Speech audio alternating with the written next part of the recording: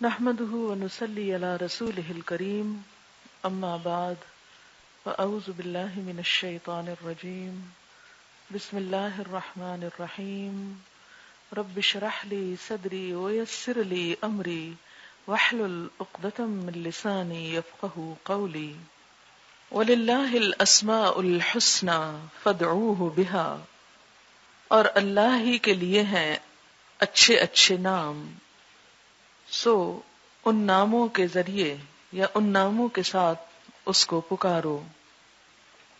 اس آیت میں دو لفظ استعمال ہوئے ہیں، الاسماء الحسنى۔ اسماء اسم کی جمع ہے اور حسنى اس کی صفت جو مؤنث ہے۔ یہ لفظ اردو میں بھی اسی طرح استعمال ہوتا ہے، یعنی اس کے ترجمے کی بجائے اس کی اوریجنل عربی میں ہی اسماء حسنہ یا اسماء الحسنہ کہتے ہیں۔ اردو میں جب ہم بولتے ہیں اسماء الحسنہ تو یہ بولنا نحوی اعتبار سے، گرامر کے اعتبار سے غلط ہے۔ آپ ذرا سوچیں کہ جب ہم بولتے ہیں اسماء الحسنہ تو کیا بن جاتا ہے؟ اسماء نام اور حسنہ خوبصورت چیز، عموماً خوبصورت لڑکی کے لیے استعمال ہوتا ہے عام معنوں میں، جیسے ہمارے ہاں بعض لڑکیوں کا نام حسنہ بھی رکھا جاتا ہے، جیسے کبرا صغرا اسی وزن پر ہے حسنہ۔ تو اس طرح معنی کے اعتبار سے یہ ترکیب درست نہیں ہے، یوں کہنا اسماء الحسنہ۔ آپ یوں کہہ سکتے ہیں اگر اردو میں استعمال کریں اسماء حسنہ، یہ اردو ترکیب ہوگی۔ اسماء یہ کے اوپر چھوٹی حمزہ ڈال کے اور ال کے بغیر حسنہ۔ یہ اس لیے اصلاح کروانا چاہتی ہوں کہ آپ آئندہ اگر کسی سے بھی اس موضوع پہ بات کریں تو ترکیب درست استعمال کریں۔ اگر عربی ترکیب استعمال کرنے لگے ہیں تو الاسماء الحسنى، اور اگر اردو تو اسماء حسنہ، اور اس سے مراد ہیں خوبصورت نام، اچھے اچھے نام، مراد ہیں اللہ تعالی کے نام۔ حقیقی معنی میں اللہ تعالی کا نام یعنی اسم ذات صرف ایک ہی ہے، اور وہ ہے اللہ۔ جیسے کہ آپ نے گرامر میں پڑھا ہوگا، اسم ذات اور اسم صفت۔ اسم ذات ہوتا ہے کسی بھی چیز کا اصلی نام، مثلا آپ کا اصلی نام ساجدہ حامدہ ہو سکتا ہے، لیکن ضروری نہیں کہ آپ نماز پڑھنے والی ہوں یا اللہ کی تعریف کرنے والی ہوں۔ وہ نام اگرچہ ایک صفاتی نام ہے لیکن آپ کا ذاتی نام ہے، اور اس کے ساتھ مثلا آپ ذہین ہیں یا غبی ہیں، خوبصورت ہیں یا بدصورت ہیں، یہ سب صفات ہیں جو آپ کی پہچان کرواتی ہیں۔ قابل ہیں، محنتی ہیں مثلا۔ تو بالکل اسی طرح اللہ تعالی کا اصل نام اللہ ہے، جس کا روٹ الہ ہے، اور عام خیال کے مطابق اللہ اصل میں الہ تھا، جس پر الف لام تعریف کا ہے، یعنی الالہ جو اللہ بن گیا۔ یہ تو ہے اس کا اصل نام۔ اگر یہ نام لکھا جائے تو آپ غور فرمائیں گے کہ اس کے تمام حروف اوپر کو اٹھتے ہیں، الف بھی، لام بھی، پھر بیچ کی لام جو دوسری دفعہ آتا ہے، پھر ہے بھی۔ تو یہ عموماً جو ہے لکھی جاتی ہے عربی میں ایک خط، وہ یوں بھی لکھی جاتی ہے، یعنی ایسے کر کے، ایسے کی بجائے ایسے کر کے ایسے، تو وہ اس خط میں ہے بھی اوپر کو چلی جاتی ہے۔ تو اس سے ایک لطیف سی بات یہ بھی سمجھ میں آتی ہے کہ اللہ تعالی کی شان بہت بلند ہے، حتیٰ کہ اس کے اصل نام کے جو حروف ہیں وہ سب بھی بلندی کی طرف اٹھتے ہیں۔ اس میں کوئی بھی چیز پڑی نہیں، لیٹی نہیں، نیچے کو نہیں، بلکہ اوپر ہی اوپر کو جا رہی ہے۔ بولنے میں بھی آپ دیکھیں کہ اللہ کا لفظ حمزہ سے شروع ہوتا ہے اور ہا پہ اینڈ ہوتا ہے، جو مخارج میں سے سب سے آخری مخرج ہے، اقصی حلق، ہا، اور بالکل وہ ایک طرح سے دل کے ساتھ جا کر لگتا ہے۔ اس لیے جب اللہ کا لفظ استعمال کریں تو کوشش کریں کہ اس کو شعوری طور پر اپنے اصل مخارج کے ساتھ ادا کریں۔ اللہ، اللہ، جس طرح ہم اردو یا پنجابی میں بولتے ہیں اللہ تعالی، اللہ میں ہم لام تک آ کے رک جاتے ہیں اور اس کو کھڑی زبر ڈال کے ایک حرف مس کر جاتے ہیں۔ تو اگرچہ مراد یا مفہوم تو یہی ہے، اللہ ہی ہے، لیکن اس کی وہ تاثیر یا اثر دل پر، زندگی پر نہیں ہوتا۔ تو آپ کوشش کریں شعوری طور پر، مصنوعی کوشش بھی نہ کریں، تصنع بھی نہ کریں، کیونکہ اس سے بھی تاثیر ختم ہو جاتی۔ تصنع کیا ہے کہ آپ بلا وجہ گلا پھاڑ رہے ہیں اور ایک مشقت میں مبتلا نظر آتے ہیں۔ نہیں، بہت احترام کے ساتھ اللہ، اور پھر اللہ تعالی، اس کی ہستی، اس کے اس نام کا عموماً مفہوم الہ کا جو روٹ بتایا جاتا ہے الف لام ہے، اور الہ کا مطلب ہوتا ہے حیران کرنا، حیرت زدہ کرنا۔ تو مراد اس سے کیا ہے؟ اگرچہ اس کی اور بہت سی تعویلیں اور تفسیریں کی گئی ہیں، لیکن اگر ہم اختصار کرتے ہوئے صرف ایک ہی معنی کو لیں تو مراد اس سے کیا ہے؟ وہ ذات جو حیران کر دے۔ اور حقیقت یہ ہے کہ اللہ تعالی نے اتنی کثرت کے ساتھ ایسی چیزیں تخلیق کی ہیں اور ایسے دلائل کائنات کے اندر چھوڑے ہیں کہ انسان کسی ایک چیز کی بھی تہ میں جائے، اگر مثلاً ایٹم کی یا ایک سیل کی، تو انسان حیران ہو کر جائے کہ کس طرح اس کی تخلیق کتنے پرفیکٹ طریقے سے اور کتنی بہترین طریقے سے ہوئی، اور یہ کوئی انسان یا کوئی اور ہستی کر نہیں سکتی۔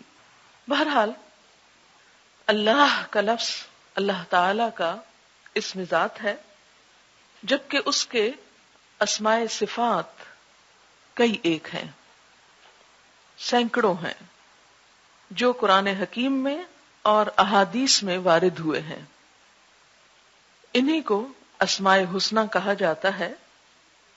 حافظ ابن حجر عسقلانی نے فتح الباری شرح صحیح بخاری، اس میں امام جعفر بن محمد صادق اور سفیان ابن عیینہ اور بعض دوسرے اکابر امت سے یہ بات نقل کی ہے کہ اللہ تعالی کے صفاتی نام 99 نام، صفاتی 99 نام تو صرف قرآن مجید ہی میں مذکور ہیں، لیکن احادیث کا مطالعہ کیا جائے تو یہ تعداد 99 سے بڑھ جاتی ہے۔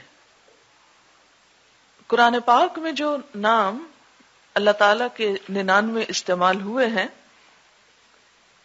ان کی تفصیل ہی میں بتاؤں گی، جبکہ احادیث میں وارد ہونے والے اسماء حسنی کی تعداد بھی زیادہ ہے اور ان کا احاطہ بھی فی الوقت میرے لیے مشکل تھا کہ ان سب کی بھی ایک لسٹ بنائی جائے، لیکن انشاءاللہ آئندہ اس نہج پہ کوشش کرتے ہوئے ان اسماء کو بھی جمع کیا جا سکتا ہے۔ بہرحال بعض علماء نے اس پر کوشش کی اور 200 تک اسماء حسنی دریافت کیے، لیکن اس کی فی الحال مجھے کوئی ایسی لسٹ نہیں مل سکی، صرف یہ روایت ملی ہے کہ 200 تک یہ نام بنتے ہیں، اور یہ ساری اللہ تعالیٰ کی صفات کا احاطہ کرتے ہیں اور اس کی کمال قدرت اور اس کی رحمت اور شفقت اور عنایت اور اس کے اندر جو بہترین صفات ہیں ان کا اظہار ہے یہ نام۔ ان ناموں کی فضیلت ایک تو خود ابھی اس آیت میں جو قرآن پاک کی میں نے آپ کو بتائی اس سے پتہ چلتی ہے کہ وَلِلَّهِ الْأَسْمَاءُ الْحُسْنَى فَادْعُوهُ بِهَا، یہ فضیلت ہے، اور اس کے استعمال کا طریقہ بھی اللہ نے بتا دیا کہ نمبر 1 فضیلت کیا ہے کہ اللہ کے نام بہت اچھے ہیں، وَلِلَّهِ الْأَسْمَاءُ الْحُسْنَى، تو کسی بھی اچھی چیز کو اپنانا، اسے اپنی زندگی کا حصہ بنانا انسان کے لیے فائدہ ہی فائدہ ہے۔ دوسری طرف ان ناموں کو ہم کریں کیا؟ تو سب سے بہترین جو ان کا استعمال ہے یا ان کے ساتھ تعلق ہے وہ قرآن ہی نے بتایا کہ فَدْعُوهُ بِهَا، ان ناموں کے ذریعے اللہ ہی کو پکاریں، اللہ کی رحمت کو جوش میں لائیں۔ حدیث سے بھی ہمیں پتہ چلتا ہے کہ ان ناموں کا یاد کرنا اور ان کو پڑھنا برکت کا سبب ہے، جنت میں داخلے کا سبب ہے۔ بخاری اور مسلم کی حدیث ہے، ان ابی ہریرہ قال قال رسول اللہ صلی اللہ علیہ وسلم ان للہ 99 اسما 100 الا واحدا من احصاها دخل الجنہ۔ حضرت ابو ہریرہ رضی اللہ تعالی عنہ سے روایت ہے کہ رسول اللہ صلی اللہ علیہ وسلم نے ارشاد فرمایا کہ اللہ تعالیٰ کے 99 نام ہیں، یعنی ایک کم 100 نام، تاکید کے لیے 99 کے بعد ایک کم 100 یعنی 100 - 1، جس نے ان کو محفوظ کیا، من احصاہا، احصا ہوتا ہے کسی چیز کی حفاظت کرنا، اسے گن لینا، اسے شمار کرنا، اسے زبانی یاد کر لینا، یعنی ان کو یاد کیا، ان کی نگہداشت کی، حفاظت کی، دخل الجنہ، وہ جنت میں داخل ہوگا۔ تو گویا ان ناموں کو یاد کرنا، انہیں پڑھتے رہنا، ان کا مذاکرہ کرنا، ان کو اپنی زندگی میں محسوس کرنا، ان کے عکس کو اپنے اندر جذب کرنا، یہ ایک پسندیدہ عمل ہے۔ اس لیے دین کے طالب علم کو ان ناموں کا مطلب اور ان کے ذریعے اللہ سے تعلق کو مضبوط کرنے کا طریقہ آنا چاہیے۔ اب یہ جو 99 نام ہیں یہ حدیث میں بیان ہوئے ہیں، اور بات یہ ہے کہ پھر وہ جو ابھی تعداد 200 کا ذکر ہوا اس کا کیا ہوگا؟ تو کیا صرف 99 ہی ہیں یا احادیث میں بھی آئے ہیں تو 200 کیوں نہیں کہا گیا؟ تو اس میں اس کا جواب یہ ہے کہ ہیں تو زیادہ، لیکن اگر کوئی یہ 99 بھی کر لیتا ہے تو اس کے لیے بھی جنت ہے۔ یعنی حدیث میں جو آتے ہیں 99 نام، اگر یہ 99 نام کوئی یاد کر لیتا ہے تو اس کے لیے جنت کا وعدہ ہے۔ اور یاد کرنے سے مراد یہاں رٹنا یا حفظ کرنا نہیں لفظ آیا، احصاہا، ان کا احاطہ کیا، یعنی ان پر غور و فکر کیا، ان کو یاد کیا، ان کو ذہن میں حاضر کیا، ان کے ساتھ ایک تعلق استوار کیا، یہ مراد ہے۔ یا ان اسماء حسنہ کے جو تقاضے ہیں، یہ جو ہماری زندگی سے مطالبہ کرتے ہیں، ان تقاضوں کو اگر پورا کیا تو جنت میں جانے کا سبب بنے گا۔ اور یہ بھی مطلب ہو سکتا ہے کہ جو ان کے ذریعے اللہ سے دعائیں مانگے گا، ان ناموں کا واسطہ دے کر یا وسیلہ دے کر یا ان کو ذریعہ بنا کر، یعنی ان کے ذریعے اللہ کو پکار کر، اللہ تعالی اس شخص کی دعا قبول کرے گا اور اللہ سے قرب کا ذریعہ بنے گا، اللہ کی رضا حاصل کرنے کا سبب بنے گا۔ اچھا جناب، اب یہ نام آپ کے سامنے ہے، اب ان میں سے ایک ایک نام کو ہم دیکھتے ہیں۔ پہلی بات یہ کہ اپنی نیت کو خالص کر لیں کہ جو کچھ میں پڑھنے جا رہی ہوں صرف اللہ کی رضا کے لیے۔ دوسری بات یہ کہ یہ صرف ایک ابتدائی تعارف ہے، یہ احصاء یا احاطہ نہیں ہے، صرف سوچنے کے لیے یا اللہ کی اس صفت کو محسوس کرنے کے لیے ایک کلو ہے یا کنجی ہے یا ایک رستہ دکھایا جا رہا ہے۔ اس کو سامنے رکھتے ہوئے مزید زندگی بھر آپ غور و فکر کرتے رہیں گے۔ تو ہم شروع کرتے ہیں۔ بسم اللہ الرحمن الرحیم۔ هو اللہ الذی لا الہ الا ہو، اللہ وہ ذات ہے کہ نہیں کوئی الہ مگر وہی. اللہ اور الہ لفظ کی پہلے وضاحت گزر چکی. اب ہے الرحمن، نہایت مہربان، فعلان کے وزن پر. رحمان مبالغے کا صیغہ، بے حد مہربان، بہت ہی زیادہ رحم فرمانے والا. یہ اللہ تعالی کا یہ نام اللہ تعالی کی خاص صفت رحمت کو واضح کرتا ہے، اس کے حد درجہ لطف و کرم کو ظاہر کرتا ہے، اتنا کہ اس سے بڑھ کر کسی رحمت کا تصور ہی نہیں کیا جا سکتا. یعنی فعلان وہ مبالغے کا صیغہ کہ جس کے اوپر کوئی اور ہے نہیں. تو جب اللہ تعالی رحمان ہے تو اس سے بڑھ کر کوئی اور مہربان ہے ہی نہیں. اور اس کی وضاحت جیسا کہ ایک اور روایت میں بھی ہوتی ہے کہ اللہ تعالیٰ 70 ماؤں سے بڑھ کر پیار کرنے والا ہے. یعنی ماں کی محبت اور رحمت سے مثال دے کر بات کو سمجھایا گیا کہ اگر اس کو آپ یوں سمجھیں کہ اگر کسی بندے کی، کسی بچے کی نگہداشت کے لیے 70 مائیں متعین ہو جائیں، کسی بھی شخص کی کیئر اور حفاظت اور اس کا خیال رکھنے کے لیے اگر 70 لوگ ہوں اور وہ بھی عام لوگ نہیں، ماں جیسی محبت رکھنے والے، تو اس شخص کی اہمیت اور اس کی بھلائی اور بہتری اور خیر خواہی کا پھر کیا ٹھکانا، کیا عالم. کیا وہ کبھی اس کو کوئی نقصان پہنچ سکتا ہے، یا وہ بھٹک سکتا ہے، یا وہ کسی بھی محرومی کا شکار ہو سکتا ہے، کسی بھی اذیت کا؟ ہرگز نہیں. لیکن بات یہ ہے کہ اللہ تعالیٰ نے اپنی اس رحمت کے 99 حصے آخرت کے لیے رکھے ہیں. ایک حصہ دنیا میں ہے جس کی وجہ سے سب انسان ایک دوسرے پر رحم کر رہے ہیں اور ایک دوسرے کے ساتھ اچھا سلوک کرتے ہیں. حتیٰ کہ جانور بھی اگر اپنے بچے کے ساتھ رحمت کرتا ہے تو وہ اسی رحمت کا ہی ایک حصہ ہے. پھر آپ دیکھیں کہ الرحمن بہت ہی مہربان. ہر نام کے ساتھ جہاں ہمیں اللہ تعالی کی رحمت، اللہ تعالی کی اس خاص صفت کو محسوس کرنا ہے، اللہ کی ذات کے اندر کمال درجے کے ساتھ، وہاں ہمیں اپنے آپ کو بھی دیکھنا ہے، اپنے گریبان میں بھی نظر ڈالنی ہے، اپنے آپ کو بھی پرکھنا ہے کہ یہ تو اللہ کی صفت ہے، میرا رب ایسا ہے، لیکن اس کے ساتھ مجھے جو تعلق کا دعویٰ ہے، تو جب رب مہربان ہے تو مجھے کیا ہونا چاہیے؟ جواب میں مجھے کیا کرنا چاہیے؟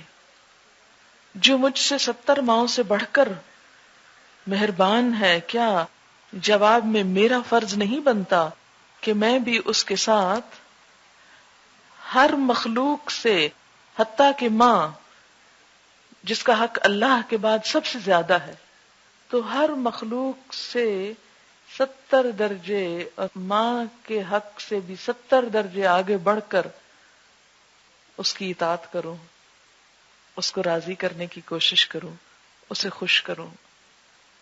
مجھے بھی جواب میں اسی کی ذات کو سب سے زیادہ اہمیت دینی ہے. 70 دفعہ بھی اگر کوئی مجھے برائی کی طرف بلائے، میرے سامنے 70 تعویلیں بھی ہوں، 70 ترغیبات بھی ہوں، تو بھی مجھے اپنے رب ہی کی طرف جھکنا ہے. بعض اوقات لوگ اپنے احسان جتاتے ہیں نا کہ ہم نے تمہارے ساتھ ایسا اور ایسا کیا، دیکھو تم کیا کر رہے ہو. تو فوراً سوچیں کہ اللہ نے تو مجھے میری ماں سے بھی 70 گنا بڑھ کر مجھ پہ رحمت کی، مجھے محبت دی، تو وہ کہاں، اور اس شخص کا احسان کہاں کہ اس کی وجہ سے میں اسے خوش کرنے کا کام تو کروں اور اللہ کو خوش کرنے کا کام نہ کروں. کسی بھی گناہ کو دل چاہے، کسی بھی برائی کی طرف رجحان ہو اور 70 فائدے بھی اس کے نظر آئیں، تو بھی اللہ کا حکم مان لیا جائے، اگرچہ بظاہر اس کا ایک فائدہ بھی نظر نہ آئے. الرحمن، حد سے زیادہ مہربان، الرحیم، اتنا مہربان کہ پھر اسی صفت کی تاکید، الرحیم، نہایت رحم کرنے والا. رحیم فعیل کے وزن پر ہے، بمعنی فاعل، بہت رحم کرنے والا. یعنی اگر انسان اس کی رحمت اور محبت سے نکلے بھی تو آگے بھی اسی کی رحمت اور محبت ہے. ہم اس سے بے نیاز اس کی رحمت سے ہو سکتے ہی نہیں. ہم ایک لمحہ بھی اس کی رحمت، اس کی توجہ اور اس کی عنایت کے بغیر قائم نہیں رہ سکتے، زندہ نہیں رہ سکتے. ہر طرف ہے تو اسی کا احسان اور اسی کی رحمت، اس سے آگے کچھ بھی نہیں. اور اگر مجھے کسی انسان کی عنایت، توجہ، شفقت، حتیٰ کہ ماں کی یا باپ کی یا بہن بھائیوں، دوستوں، عزیزوں کی بھی حاصل ہو رہی ہے کسی بھی جگہ سے، کسی کی طرف سے بھی، تو وہ بھی دراصل اللہ ہی کی رحمت ہے جو اللہ نے اس بندے کے دل میں میرے لیے ڈال دی. تو اصل احسان اللہ کا ہے. اگر اللہ ماں کے دل میں محبت نہ ڈالے تو کوئی دنیا کی طاقت، کوئی بڑے سے بڑا انعام وہ محبت خرید کے نہیں دے سکتا. کوئی بڑے سے بڑی چیز بھی. جس طرح بچہ ماں کو ستاتا ہے، یہ ماں ہی ہے کہ خوشی خوشی سب کچھ برداشت کر جاتی ہے.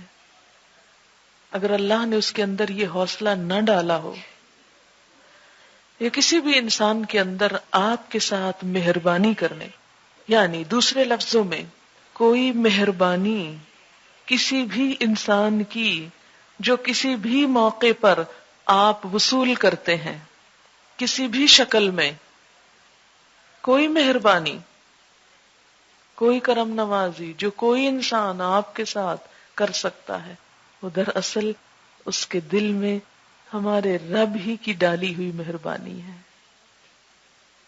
نبی صلی اللہ علیہ وسلم صحابہ کرام کے ساتھ حد درجہ شفیق و مہربان اور بہت ہی محبت کرنے والے تھے. بالمؤمنین رؤوف الرحیم تھے. لیکن اللہ تعالی نے کیا بتایا کہ فَبِمَا رَحْمَةٍ مِّنَ اللَّهِ لِنْتَ لَهُمْ، فَبِمَا رَحْمَةٍ مِّنَ اللَّهِ لِنْتَ لَهُمْ، اللہ کی رحمت کی وجہ سے ہی تم ان کے ساتھ نرم دل ہو. یہ تم بھی جو ان پر مہربانی کر رہے ہو صحابہ کرام کے ساتھ شفقت اور محبت کی، یہ اصل میں اللہ ہی کی رحمت.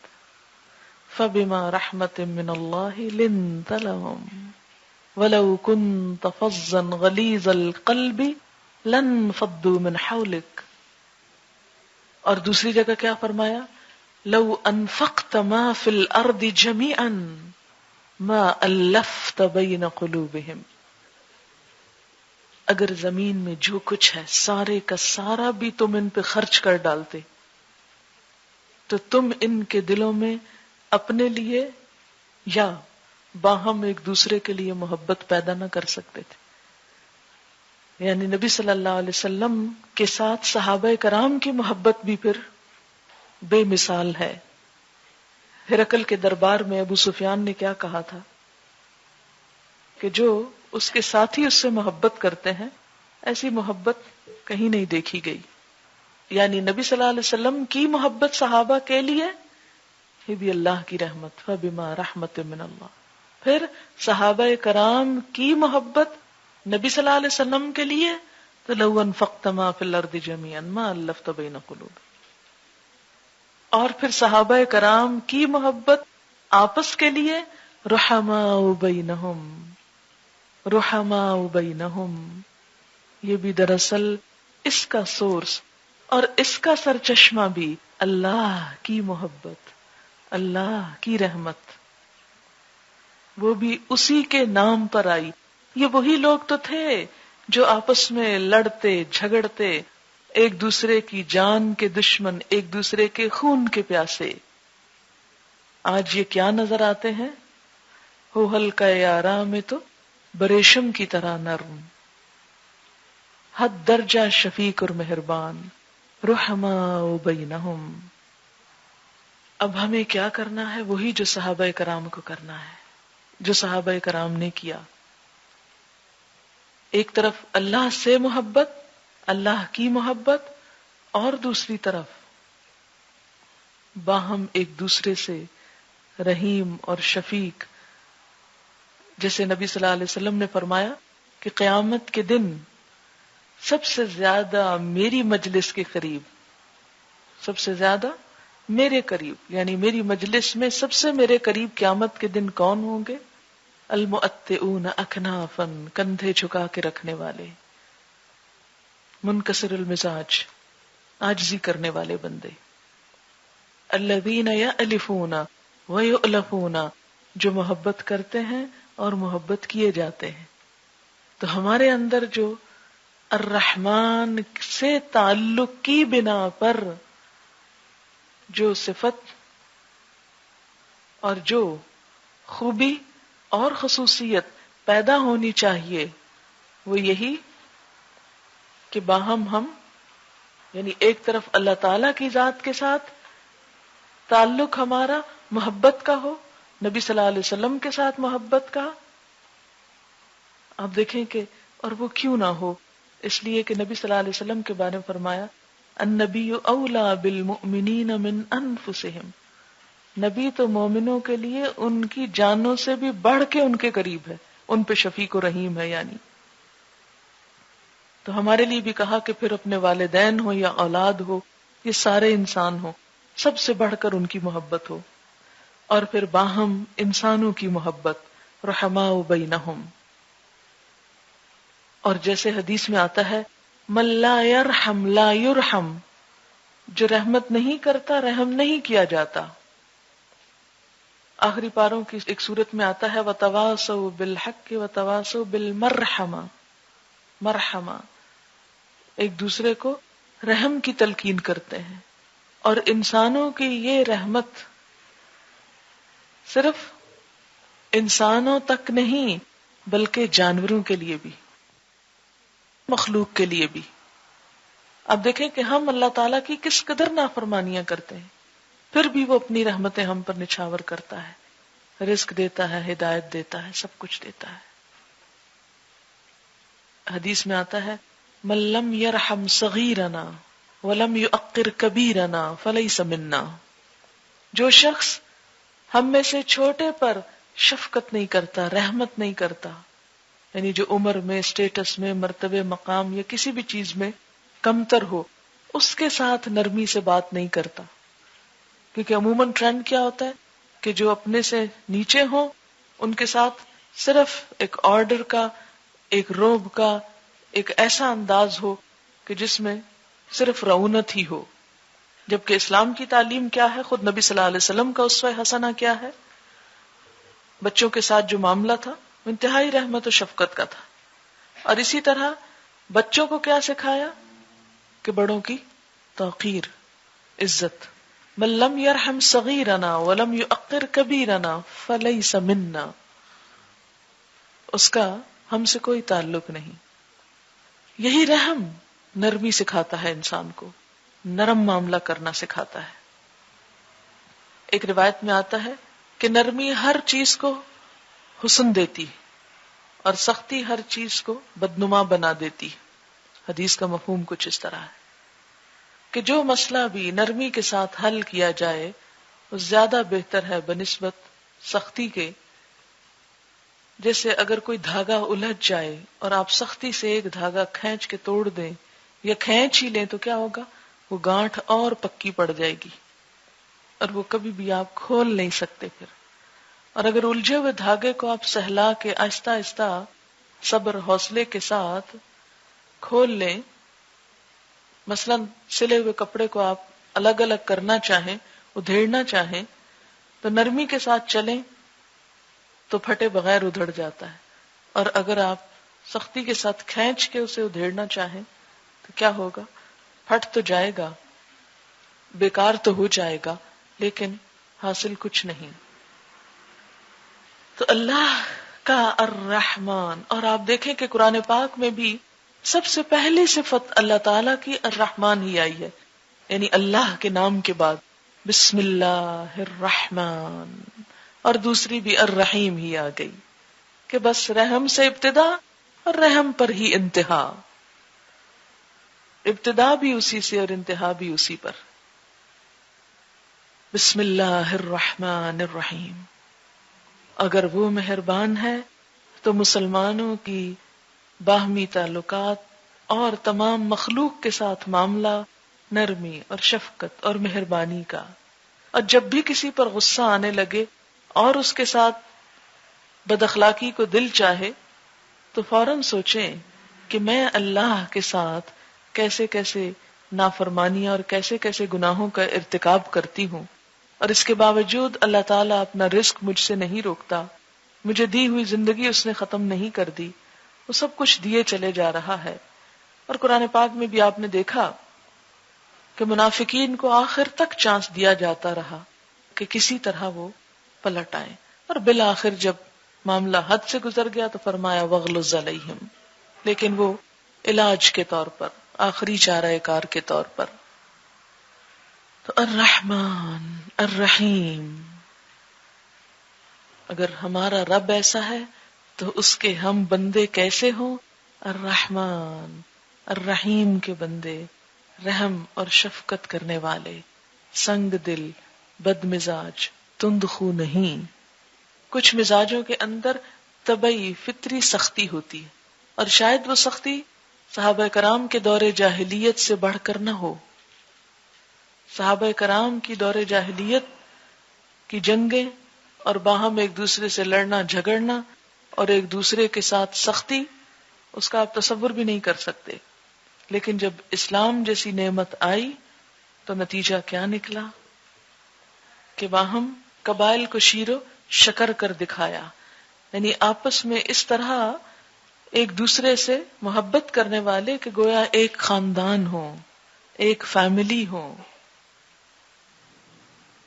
انصار اور مہاجرین کی باہم محبت اور ایک دوسرے کے ساتھ تعاون کی مثالیں تو آپ دیکھ ہی چکے ہیں.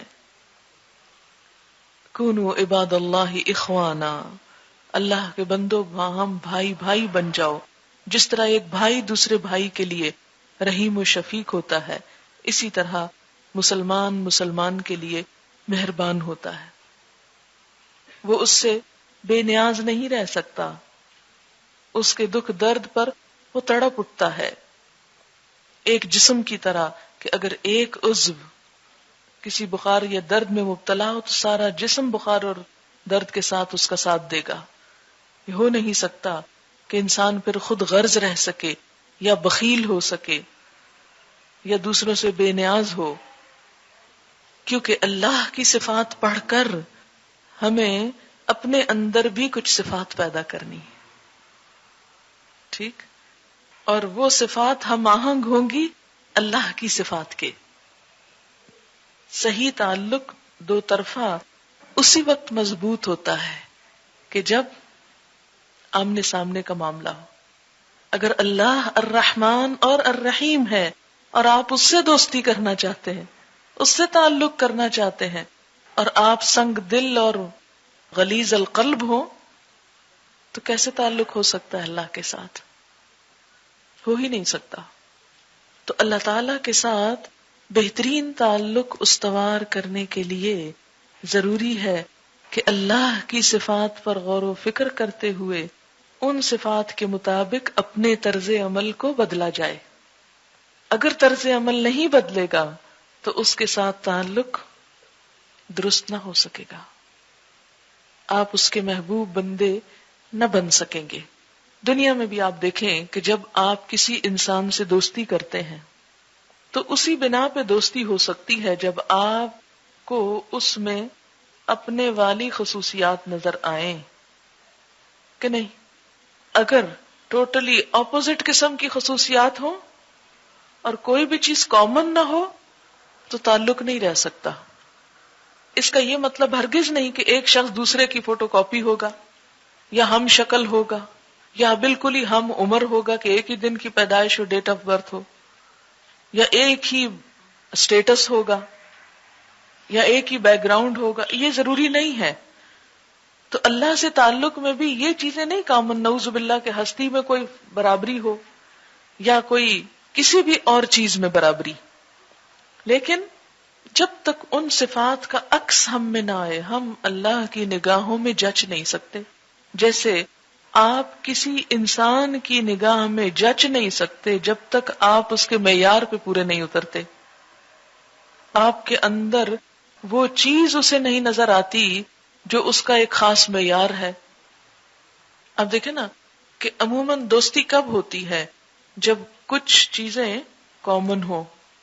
اسی لیے کہا جاتا نا کہ انسان اپنے دوست سے پہچانا جاتا ہے کہ وہ خود کیا چیز ہے، کیونکہ دوستی انسان اسی سے کر سکتا ہے کہ جس سے دوستی کی جا رہی ہے اس کے اور اس کے درمیان کوئی کامن کیریکٹرسٹکس یا خوبیاں یا عادات یا کوئی بھی چیز ایک جیسی ہو.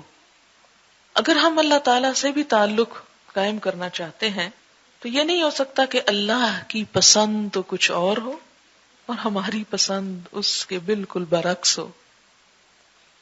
پھر ہم اللہ سے تعلق کے قابل نہیں ہو سکتے. یعنی کوئی سنگ دل انسان، بے رحم انسان، مخلوق پہ سختی کرنے والا انسان اللہ کا دوست نہیں ہو سکتا. اللہ کا دوست وہی ہو سکتا ہے جس کے دل میں بندوں کے لیے رحم اور شفقت ہو. حضرت انس سے روایت ہے کہ حضور صلی اللہ علیہ وسلم نے فرمایا، کیا میں تمہیں ایسے لوگ نہ بتاؤں جو نہ نبی ہوں گے نہ شہید، لیکن اللہ کے ہاں ان کا مقام اتنا اونچا ہوگا کہ نبی اور شہید بھی ان کو دیکھ کر خوش ہوں گے. وہ نور کے خاص ممبروں پر بیٹھے ہوں گے اور پہچانے جائیں گے. صحابہ نے پوچھا، یا رسول اللہ صلی اللہ علیہ وسلم وہ کون لوگ ہوں گے؟ آپ نے فرمایا کہ وہ لوگ جو اللہ کے بندوں کو اللہ کا محبوب بناتے ہیں اور اللہ تعالیٰ کو اس کے بندوں کا محبوب بناتے ہیں. یعنی بندوں کو اللہ سے جوڑتے ہیں اور بندوں کے اندر ایسی صفات پیدا کرتے ہیں کہ اللہ ان بندوں سے محبت کرے. زمین پر بھلائی پھیلاتے ہیں. حضرت انس فرماتے ہیں کہ میں نے پوچھا کہ یہ بات تو سمجھ میں آتی ہے کہ اللہ تعالیٰ کو اس کے بندوں کا محبوب بنائے، لیکن یہ سمجھ میں نہیں آ رہا کہ اللہ کے بندوں کو اللہ کا محبوب کس طرح بنائیں گے. اللہ کے بندوں کو اللہ کا محبوب کہ اللہ بندوں سے پیار کرے. آپ نے فرمایا کہ وہ اللہ کے بندوں میں دین کی طلب پیدا کرتے ہیں، ان کو برے کاموں سے روک دیتے ہیں، اور وہ کام جو اللہ کو پسند ہیں اس کا حکم ان کو دیتے ہیں. اور جب بندے اللہ کے پسندیدہ کام کرنے لگتے ہیں تو وہ اس کے محبوب بن جاتے ہیں. یعنی جب وہ بندوں کے دل میں اللہ کی محبت پیدا کر دے اور بندے اللہ کی محبت میں کام کرنے لگے تو اللہ کے محبوب ہو جائیں گے. یہ بہقی کی روایت ہے. اسی حدیث سے مفہوم لیتے ہوئے اللہ کی صفات کو پڑھتے ہوئے یہ چیز ذہن میں رہے کہ وہ صفات اللہ کے بندوں میں بھی پیدا کرنی ہے. اپنے اندر تو کرنی ہی ہے، پھر اللہ کے بندوں کے اندر، تاکہ اللہ کے بندوں کو اللہ کا محبوب بنایا جا سکے ایک اچھے تعلق کی وجہ سے. اور پھر اللہ کو اس بندے پر کتنا پیار آتا ہوگا جو خود بھی اللہ سے محبت کرے. اللہ اور اللہ کے بندوں کے دل میں بھی اللہ کی محبت پیدا کرے. ایک شخص ہے جو صرف خود اللہ سے محبت رکھتا ہے، بہت اچھی بات ہے، لیکن اس کی خوش قسمتی کا کیا ٹھکانہ کہ جو دوسروں کے دل میں اللہ کی محبت کی لو لگائے، ایک روشنی جگائے. تو جو بندہ اور بندوں کے دل میں اللہ کی محبت پیدا کرے پھر وہ اللہ کا کس قدر محبوب ہوگا. بہرحال اب آپ نے کیا کرنا ہے؟ ان صفات کا عکس اپنے اندر بھی اور اللہ کے بندوں کے اندر، تاکہ مخلوق خالق سے جڑ جائے صحیح تعلق کی بنا پر. الرحمن الرحیم الملک، حقیقی بادشاہ، ال کی وجہ سے خاص بادشاہ، حقیقی بادشاہ، اس لیے کہ پوری دنیا کی تخلیق اس نے کی، نظام وہ چلا رہا ہے، تو بادشاہ بننے کا بھی مستحق وہی ہے. اور کوئی مانے یا نہ مانے اصل بادشاہ ہے ہی وہ، کیونکہ باقی ساری بادشاہتیں تو ختم ہو جانے والی ہیں. آج تک دنیا میں کتنی ہی بادشاہتیں آئیں اور گئیں، اگر ہسٹری پڑھیں تو کتنی ڈائنسٹیز گزری، لیکن اللہ تعالیٰ کی بادشاہت ہمیشہ سے ہے اور ہمیشہ رہے گی، دنیا میں بھی اور آخرت میں بھی. اب آپ دیکھیں کہ اگر ہم اللہ کی اس صفت کی وجہ سے اللہ سے تعلق رکھنا چاہیں تو کسی بادشاہ کے ساتھ تعلق رکھنے والے یا اس کا قرب چاہنے والے کی کیا خصوصیت ہوتی ہے. یہ مثال کے طور پر، تشبیہ کے طور پر نہیں، مثال کے طور پر بات سمجھنے کے لیے آپ دنیا کے کسی بادشاہ کا تصور لائیں، اس کا میگنیفیسنٹ ہونا، اس کا بہت جلال والا، بہت اختیار والا اور بہت زبردست چیز ہونا لوگوں کے اندر کیا چیز پیدا کرتا ہے؟ لوگ اس سے مسحور ہوتے ہیں، اس کے فین ہوتے ہیں. کبھی آپ نے دیکھا کہ درباریوں کی کیا کیفیت ہوتی ہے؟ کسی شخص کو بادشاہ سے ملاقات کا موقع مل جائے یا کسی کو بادشاہ بلا لے اپنے پاس تو اس عام بندے کی خوشی کا کیا ٹھکانہ ہوتا ہے کہ مجھے بادشاہ نے بلایا، میں بادشاہ کی دعوت پہ جا رہا ہوں، بادشاہ سے ملاقات کے لیے جا رہا ہوں. ایک دفعہ اتفاق ہوا مجھے کسی بادشاہ کی دعوت پر جانے کا، اس کے بیٹے کی شادی تھی تو بس اتفاق تھا جانے کا. نام نہیں لوں گی اس لیے کہ فائدہ کچھ نہیں. جب میں گئی تو میں نے کلاس کو نہیں بتایا کہ میں کہاں جا رہی ہوں، پچھلے سے پچھلے سال کی وجہ. جب میں واپس آئی تو میں نے نہیں بتایا کہ میں کہاں سے آئی ہوں. کس لیے نہیں بتایا کہ یہ کہیں میرے دل میں یہ بات نہ آ جائے کہ یہ کوئی قابل فخر بات ہے کسی بادشاہ کا مہمان بننا. یہ محض ایک اتفاق ہے کہ جس میں میری کوئی کوشش نہیں تھی کہ کہیں ترجمے کی ضرورت تھی. کسی بادشاہ کی بیوی پاکستان آئی اور کسی سے اس کی ملاقات تھی تو ترجمے کی ضرورت تھی، تو مجھے ایز این انٹرپریٹر بلایا گیا. میں چلی گئی. جب میں نے ترجمہ کیا تو جو بادشاہ کی اہلیہ تھیں وہ جس صوفے پہ بیٹھی ہوئی تھی، میں ایک اور صوفے پہ تھی، جس کا ترجمہ کر رہی وہ ایک اور جگہ پر تھی. تو تھوڑی دیر میں وہ مجھے کہتی ہیں ادھر آؤ، میرے پاس آؤ، اور اس سیٹ سے اٹھا کر بالکل ساتھ بٹھا لیا اور مجھ سے پوچھتی ہیں کہ اچھا تم مجھے یہ بتاؤ تم کیا کرتی ہو. معلوم نہیں اسے کیا فیلنگ ہوئی. میں نے کہا میں پڑھاتی ہوں. اس وقت میں یونیورسٹی جا رہی تھی ابھی کہ یونیورسٹی میں پڑھاتی ہوں. پھر پوچھتی اچھا اور کیا کرتی ہو. میں نے کہا قرآن پڑھاتی ہوں. تو کہتی کہ اچھا کیا پڑھاتی ہو. خیر تفصیلات اس نے پوچھی. اب جس کا ترجمہ میں کر رہی ہوں وہ شخص ایک طرف بیٹھا اور یہ براہ راست مجھ سے بات چیت شروع ہو گئی. پھر کہنے لگی کہ میں نے تھوڑی تفصیل بتائی کس طرح رمضان میں ہوتا ہے پروگرام، ایسا اور ایسا ہوتا ہے. کہنے لگی کہ اچھا تم میری طرف سے تمہیں دعوت ہے کہ رمضان میں ہمارے ہاں آ کر تم ہمارے لوگوں کو کچھ سکھاؤ. میں نے معذرت کی. میں نے کہا کہ میں سمجھتی ہوں کہ ہمارے لوگوں کو بہت ضرورت ہے اور یہاں میرا رمضان بہت ہی اچھا گزرتا ہے. اگر آپ کہیں تو رمضان کے علاوہ میں کسی وقت آ سکتی ہوں لیکن رمضان میں نہیں، کیونکہ رمضان کا مہینہ ایک ایسا مہینہ ہوتا ہے کہ جب ہر ایک کا رجحان اللہ کی طرف ہوتا ہے، اور اگر اس مہینے کو ضائع کر دیا جائے تو گویا آپ سمجھے کہ سارے سال کا کام ایک طرف اور وہ ایک مہینہ ایک طرف.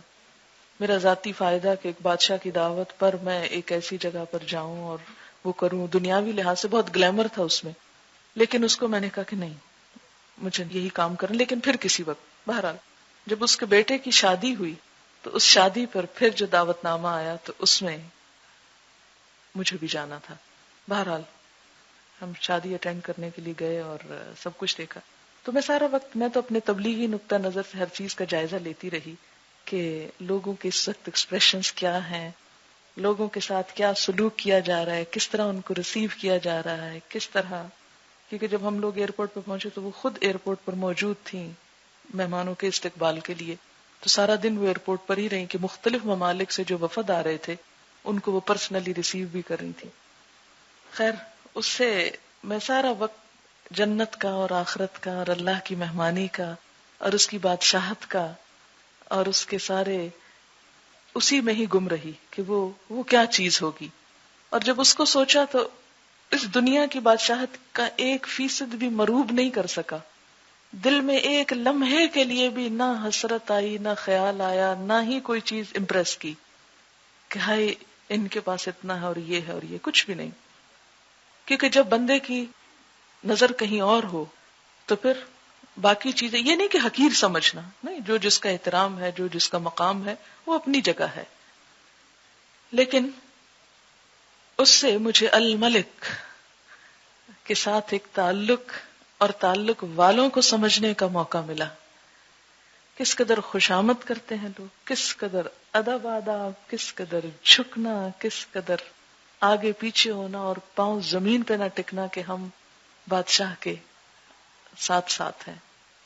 تو میں سوچتی ہوں کہ جو انسان اللہ کو الملک مانتا ہے پھر اس کے دل میں اللہ کے ساتھ تعلق رکھنے کا کیسا شوق ہو سکتا ہے، اور اس کے ساتھ تعلق رکھ کر پھر اس کی خوش قسمتی اور اس کے نصیب کا کیا ٹھکانہ. تو وہی بادشاہ حقیقی ہے، اور اس بادشاہ حقیقی کے ساتھ تعلق کا ایک ادب ہے، ایک احترام ہے، ایک شان ہے، اسے ملحوظ رکھنا بھی ضروری ہے. اور پھر کہ جب انسان اللہ کو بادشاہ مان لیتا ہے تو دنیا کے بادشاہ ان سے مروب نہیں ہوتا، متاثر نہیں ہوتا، ان سے مفاد یا فائدے اٹھانے کے لیے اپنے اللہ کے تعلق کو کمزور نہیں کرتا، بلکہ اللہ سے تعلق ہر حال میں اہم ترین چیز رہتا ہے. کوئی بھی دنیاوی بادشاہت جو ہوتی ہے، یہ بادشاہ ہونا جو ہوتا ہے، وہ دنیاوی آرام اور راحت اور خوشیوں اور عزت اور دنیا کی جو چیزیں انسان سوچ سکتا ہے ان سب چیزوں کا ایک نچوڑ ہوتا ہے نا. کہ دنیا میں انسان یعنی جیسے جنت کا ایک نظارہ ہے کہ جنت میں ہر خواہش پوری ہوگی. آپ کسی بادشاہ کے مہمان ہو، آپ کی ہر خواہش پوری ہوگی، آپ جو چاہیں فرمائش کریں، جو چاہیں آرڈر کریں، جو چاہیں طلب کریں، جو چاہیں تمنا کریں. لیکن دنیا کے بادشاہوں کی ایک لمٹ ہوتی ہے نا، اس لیے وہ اپنی لمٹ کے اندر ہی وہ تمنائیں پوری کرتے. لیکن اللہ کے خزانے تو بہت وسیع ہیں، جو سب دے کے بھی کچھ ختم نہیں ہوتا اس میں سے. تو جو شخص کسی دنیا کے بادشاہ سے تعلق رکھ کے اپنے آپ کو بڑا سیکیور محسوس کرتا ہے، بڑا پراؤڈ فیل کرتا ہے، اگر وہ اللہ کی بادشاہت کا تصور کرے اور اس سے تعلق کا اور قیامت کے دن اللہ کا مہمان ہونے کا اور اس حفاظت کا، تو انسان کے دل میں دنیا کی کسی بھی چیز کی خواہش باقی نہیں رہتی. ہر چیز فیک، معمولی اور پھیکی لگنے لگتی ہے. کوئی چیز پھر انسان کو اٹریکٹ نہیں کر سکتی. لیکن اگر وہ تصور دھندلا ہوگا تو یہاں کی چیزیں آپ کو کھینچیں گی اور آپ اپنے مقصد سے غافل ہو جائیں گے. الملک.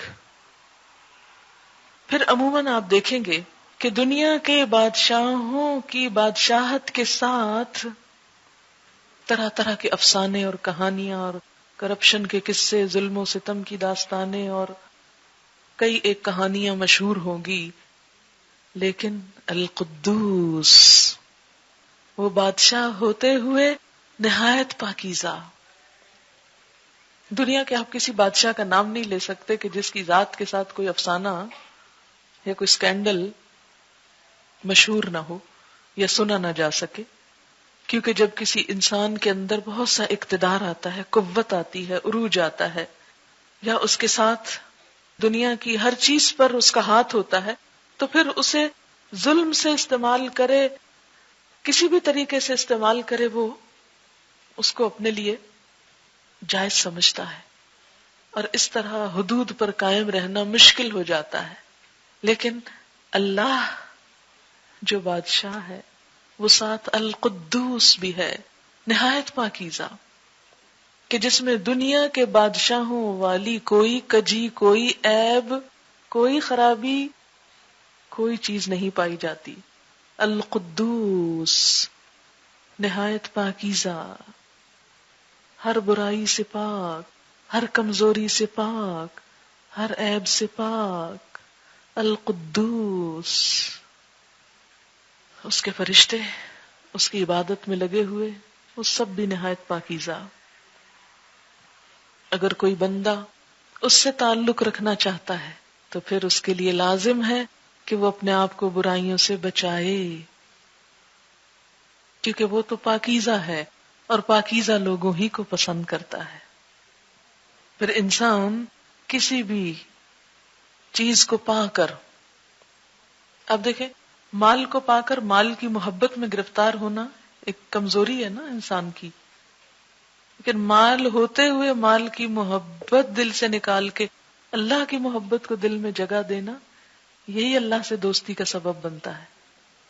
انسانوں کی محبت ایک کمزوری ہے انسان کی، لیکن اس محبت کے ذریعے اگر انسان اللہ کی محبت کے قریب ہو تو اسی سے اصل فائدہ ہے.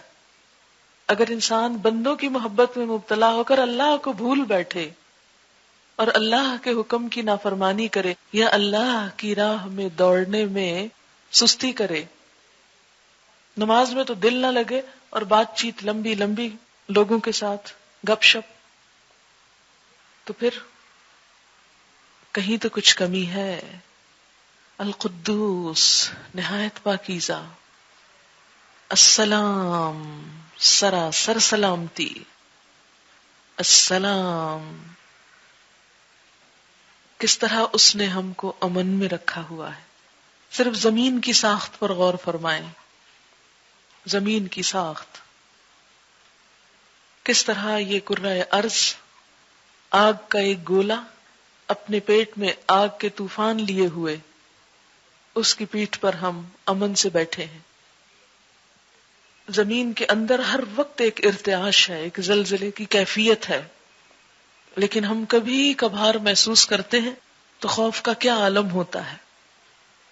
پھر ہر وقت یہ زمین فضا کے اندر گھوم رہی ہے، دوڑ رہی ہے، لیکن اس کے باوجود ہم میں سے کسی کو کچھ بھی خبر نہیں، کوئی احساس نہیں، کوئی پریشانی نہیں. اس کرے کے اندر ایسی گریوٹی رکھی کہ ہم کہیں لٹک کے گر نہیں جاتے. بعض اوقات ایسی کنڈیشن ہوتی ہے کہ ہم اگر فضا میں اپنے آپ کو دیکھیں تو سروں کے بل لٹکے ہوئے، لیکن ہمیں کبھی اس کا احساس نہیں ہوتا. کس طرح اس نے ہمیں فزیکلی بھی امن کے ساتھ رکھا ہوا ہے. پھر آپ دیکھیں کہ دوسرے سیاروں کے ساتھ ٹکرانے کا کتنا خطرہ اور خدشہ موجود ہے. پھر ہماری حفاظت کے لیے کس طرح ایک ہوا کا غلاف بنا رکھا ہے کہ دوسرے ستاروں سیاروں کے ٹوٹ کر یہاں پہنچنے سے پہلے ہی وہ سب کچھ باؤنس ہو جاتا ہے، ختم ہو جاتا ہے، واپس ہو جاتا ہے. تو السلام، سلامتی دینے والا یا سراسر سلامتی. اور پھر اس کی اس صفت السلام کا ہم پر کیا اثر ہونا چاہیے کہ ہم بھی مسلم بن کر رہیں.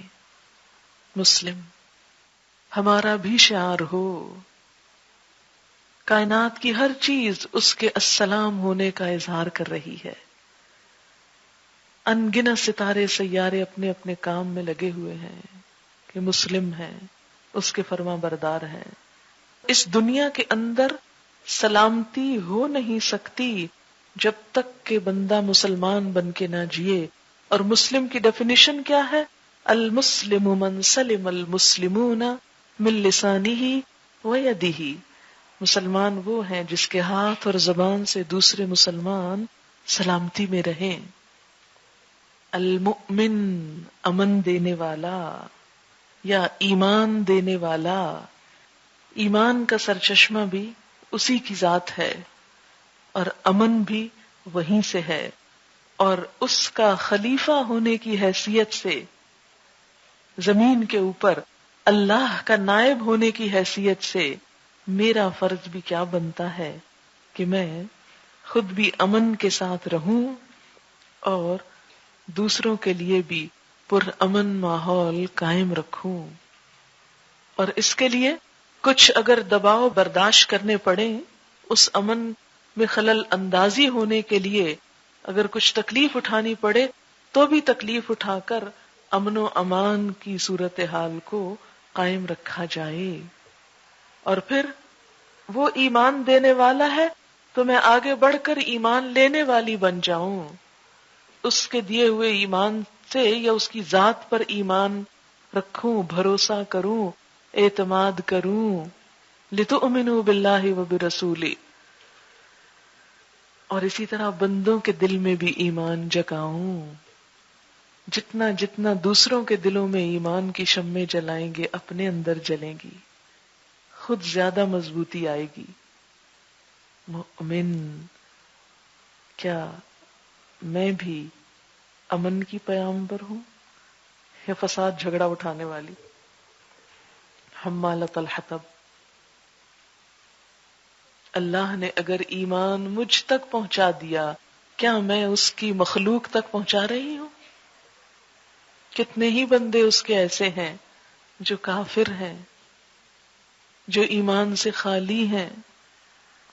کیا میں نے کوئی کوشش کی کہ ان بندوں تک ایمان کو پہنچاؤں، یا صرف اس کی یہ نعمت لے کر بیٹھ گئی اپنی ہی ذات تک؟ کسی بھی چیز کی قدردانی تو اسی وقت ہو سکتی ہے، شکر گزاری تو اسی وقت ہو سکتی ہے کہ جب اس کی دی ہوئی نعمت کا صحیح استعمال کیا جائے. مثلاً اگر آپ اپنے بچے کو ایک پینسل تراش لے کر دیں، شارپنر، اور وہ اس میں پینسل کی بجائے پین تراشنے لگے تو پین کا بھی کباڑا ہوگا اور پینسل تراش کا بھی. تو آپ کیا کہیں گے کہ اس نے قدردانی نہیں کی اس کو غلط استعمال کر کے. کسی بھی چیز کا یہی حال. مثلاً آپ لوگوں کو یہاں پڑھنے کے لیے یہ کمرہ مہیا کیا گیا، کرسیاں دی گئیں کہ آپ ان پر بیٹھ کر علم حاصل کر سکیں، اور کچھ لوگ ان پر لکھنے اور ان کو پھاڑنے کے کام میں لگ گئے. تو انہوں نے دراصل کیا کیا؟ امن میں خلل اندازی کی، اور اس کے علاوہ اس نعمت کی جو انہیں بغیر کسی قیمت کے ملی تھی اس کی قدردانی نہ کی. تو جب بندہ اللہ کا حق ادا نہیں کرتا، جیسا کہ آتا ہے وما قدر اللہ حق قدرہ، تو یہی ہے ناشکری کہ اس نے تو ہمیں ایمان دیا، امن دیا، ہم اسے آگے نہ پہنچا سکے، آگے نہ دینے والے بنے، اس نعمت کا صحیح استعمال نہ کیا، قدردانی نہ کی. المہیمن، نگہبان، وہ ہماری نگہبانی کر رہا ہے، حفاظت کر رہا ہے. ہم اس کی حدود کی کس حد تک نگہبانی کرتے ہیں، اس کی بتائی ہوئی بنائی ہوئی حدوں کو کس طرح ان کا خیال رکھتے ہیں. مہیمن، العزیز، سب پر غالب، زبردست. اگر وہ العزیز ہے تو مجھے کیسا ہونا چاہیے؟ اس کے سامنے جھک جانا چاہیے، اس کی اطاعت کرنا چاہیے، اور یہ سوچ لینا چاہیے کہ وہ مجھے پکڑنے پر پوری طرح قادر ہے. میں کہیں بھی اس سے بھاگ کر جا نہیں سکتی، کہیں بھی فرار حاصل نہیں کر سکتی. العزیز، عزت والا، غلبے والا. الجبار، سب سے زبردست. الجبار، سب سے زبردست.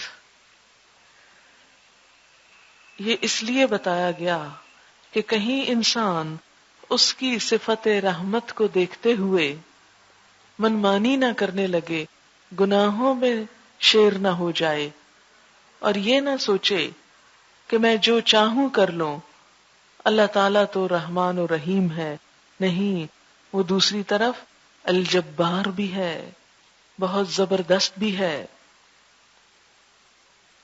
المتکبر، بڑائی اور بزرگی والا، بڑا ہی ہو کر رہنے والا۔ یہ تو بس اللہ ہی کی صفت ہے۔ کسی بھی بڑے کے سامنے چھوٹا کیا کرتا ہے؟ عاجزی سے رہتا ہے۔ اگر کوئی کمزور ہستی کسی کی بڑائی چھیننے لگے، بڑا بننے لگے، تو وہ اس کو زیب ہی نہیں دیتی۔ کوئی بھی انسان جب ایسا کوئی کام کرے کہ جس کا وہ اہل نہیں، تو وہ چیز اس کو بدنما بنا دیتی ہے۔ ایک شخص جو کچھ بھی پڑھا لکھا نہ ہو، اگر استاد بننے کی کوشش کرے تو وہ اس کام کو آسان طریقے سے ادا نہ کر سکے گا، اس کو بدنما بنا دے گا۔ بڑائی صرف اللہ کی صفت ہے، بڑا ہو کر رہنے والا صرف وہ ہے، اسی کا حق ہے۔ تکبر اسی کے لائق ہے۔ اگر کوئی انسان جو حقیقت میں چھوٹا ہے، اگر تکبر کرنے کی کوشش کرے گا، بڑا بننا چاہے گا، تو کیا ہوگا؟ یہ تکبر اس کو بدنما بنا دے گا۔ اگر اللہ المتکبر ہے تو مجھے سب سے بڑھ کر عاجز بن جانا چاہیے، اور اس کے تکبر کو کبھی بھی اپنی طرف لانے یا اپنے اندر لانے کی کوشش نہیں کرنی چاہیے۔ جیسا کہ روایت میں آتا ہے، اس کا مفہوم کچھ اس طرح ہے کہ تکبر میری چادر ہے، یعنی بڑائی صرف اللہ کو زیب دیتی۔ اگر کوئی وہ مجھ سے لینے کی کوشش کرتا ہے، یعنی اللہ کی چادر چھیننے کی کوشش کرتا ہے، تو اللہ کے غضب کو دعوت دیتا ہے، یعنی وہ اللہ کی ناراضگی کو دعوت دیتا ہے، کیونکہ وہ خود المتکبر ہے، اس لیے اسے اپنے سوا کسی دوسرے کے اندر یہ صفت گوارا نہیں، کیونکہ کوئی اور اس کا اہل ہی نہیں، اس کے قابل ہی نہیں، اس پر سوٹ کرتا ہی نہیں۔ آپ دیکھیں کہ جب آپ کوئی لباس اپنے اوپر پہننے لگتے ہیں تو کیا یہ کبھی نہیں دیکھتے کہ آپ کو سوٹ کرتا ہے کہ نہیں؟ آپ نے دیکھا ہوگا کہ باقاعدہ اس چیز کی ٹریننگ دی جاتی ہے کہ کس شخصیت پر کس ڈیزائن، کس رنگ، کس مٹیریل اور کس کلر کے لباس زیب دیتے ہیں۔ پتہ نہیں آپ نے اس موضوع پر کبھی کچھ پڑھا ہے یا نہیں۔ مجھے کافی عرصہ پہلے اس پر کچھ پڑھنے کا اتفاق ہوا تھا کہ بیضوی شکل کے چہروں پر، اس رنگ کے شکلوں پر کون سے رنگ اور کون سے لباس اور کون سے ڈیزائن جو ہے وہ سوٹیبل ہوتے ہیں۔ باقاعدہ ایک فن ہے یہ۔ لباس کے معاملے میں کس قدر کانشیس ہیں ہم کہ نہیں، یہ سوٹ نہیں کرتا مجھ پر، یہ رنگ میرے لیے اچھا نہیں ہے، حالانکہ وہ بڑا خوبصورت رنگ ہو سکتا ہے۔ تو بالکل اسی طرح کچھ عادات کا رنگ بھی اور کچھ صفات بھی آپ کے لیے سوٹ نہیں کرتی، آپ کو زیبا نہیں، آپ ان کے اہل نہیں، وہ آپ کو اپنے اندر نہیں لانی چاہیے۔ اور انہی میں سے ایک صفت المتکبر کی ہے۔ بڑا بننے کی کوشش مت کریں، تکبر نہ کریں۔ جو دنیا میں تکبر کرے گا، آخرت میں ذلیل و رسوا ہوگا، چیونٹیوں کی شکل میں اٹھایا جائے گا، اور لوگ پاؤں تلے ان کو روند رہے ہوں گے۔ جہنم کے ایک غلیظ ترین نالے میں اسے رکھا جائے گا، جس کی بدبو نہایت شدید ہوگی۔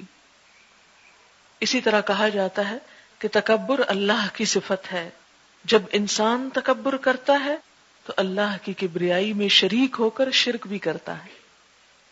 جب انسان تکبر کرتا ہے تو ایک طرح سے شرک کا ارتکاب کرتا ہے، اور اس طرح اپنے آپ پر ہی ظلم کرتا ہے، کیونکہ وہ بڑا بن تو سکتا ہی نہیں، لیکن جب وہ کوشش کرتا ہے بڑا بننے کی، جب بڑا بننے کی کوشش کرتا ہے تو اس کو زیب ہی نہیں دیتا۔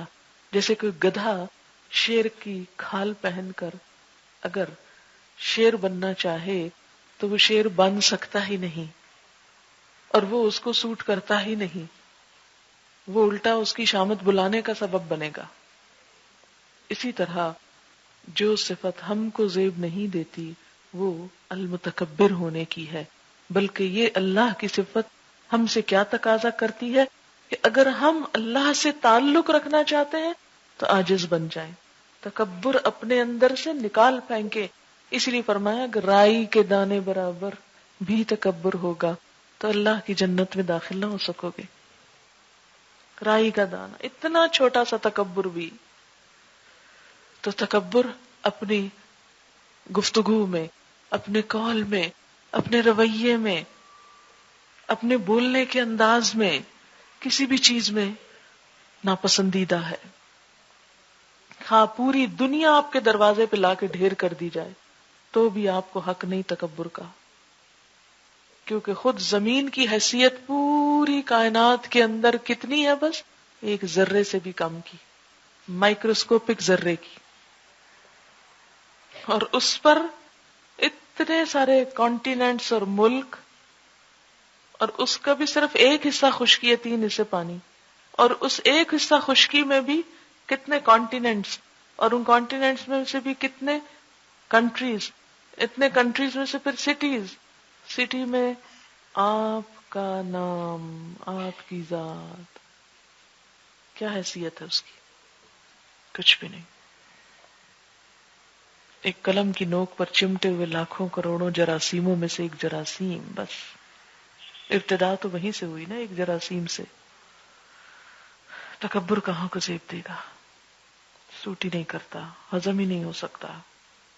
الخالق، تخلیق کرنے والا، بنانے والا، پیدا کرنے والا، اور اس صفت کی بنا پر اللہ کو ہر چیز کا خالق سمجھنا اور خود کو مخلوق سمجھنا کہ میں اس کی کریشن ہوں۔ تخلیق میں نہ میرا نہ کسی اور کا کوئی حصہ ہے، سب مخلوق ہے، صرف وہی خالق ہے۔ البارئ، جان ڈالنے والا، زندگی دینے والا، پیدا کرنے والا، اس کے سوا کوئی اور ہو نہیں سکتا، کوئی اور ہے نہیں۔ غیر محسوس طریقے سے ڈالتا ہے اور جب چاہے نکال بھی لیتا ہے۔ ہر متحرک زندہ چیز، لائف کی اوریجن اسی کی طرف سے ہے، خود سے خود کچھ نہیں ہو گیا۔ المصور، تصویر کشی کرنے والا، اوریجنلی ڈیزائننگ کرنے والا، ہر چیز کی اصل ڈیزائنر وہی ہے۔ آپ دیکھیں پہاڑوں کو کیسے ڈیزائن کیا، پتوں کو، پھولوں کو، انسانوں کو، انسانوں کے اندر ایک آنکھ کو کبھی آپ دیکھیں کیسے ڈیزائن کیا اس نے۔ بظاہر تو ہمیں دور سے سفید اور کالی چیز نظر آتی ہے نا، لیکن اگر قریب سے کسی کی آنکھ دیکھیں تو وہ جو کالا حصہ ہے اس کے اندر پھر حصے ہیں، اور اس کے اندر پھر باریک باریک لائنیں ہیں۔ کتنا خوبصورت ڈیزائن کیا۔ اگر ان کی جگہ 2 بٹن رکھ دیتا کیا حال ہو لیا ہوتا ہمارا، یا 2 سوراخ ہی رکھ دیتا اور بس، کیا لگتے ہم؟ المصور۔ اور اسی اپنی صفت کی وجہ سے اس نے انسانوں کے لیے تصویر کشی کو ناپسندیدہ قرار دیا، خصوصاً جاندار چیزوں کی، یعنی کوئی بھی شخص البارئ نہیں ہو سکتا تو المصور بننے کی بھی کوشش نہ کرے، لیکن اس کی بنائی ہوئی تصویروں پر، خصوصاً انسانوں پر غور و فکر کرتا رہے، اور جب کوئی حسین انسان، خوبصورت انسان نظر آئے تو بجائے اس کا عاشق ہونے کے اللہ کا ہوا جائے جس نے یہ تصویر بنائی۔ پھر آپ انسانوں سے امپریس نہیں ہوں گے، پھر انسانوں کے غلام نہیں ہوں گے، بس پھر اللہ کے ہوں گے کہ سبحان اللہ، جس نے یہ صورت بنائی وہ ہے کون؟ جس نے یہ شکل بنائی۔ اور جب انسان اللہ سے صحیح تعلق نہیں رکھتا تو وہ اللہ کو بھول جاتا ہے اور اس تصویر کو پوجنے لگتا ہے، اور یہیں سے شرک کا دروازہ کھل جاتا ہے۔ تو المصور. آپ دیکھیں کہ اس نے دماغ کی بھی کیسی ہماری ساخت بنائی، کتنی زبردست، کتنی خوبصورت، کہ جس کی بنا پر ہم آگے ڈیزائننگ کرتے ہیں اور تصویریں بناتے ہیں یا مختلف چیزوں کو امیجن کر سکتے ہیں.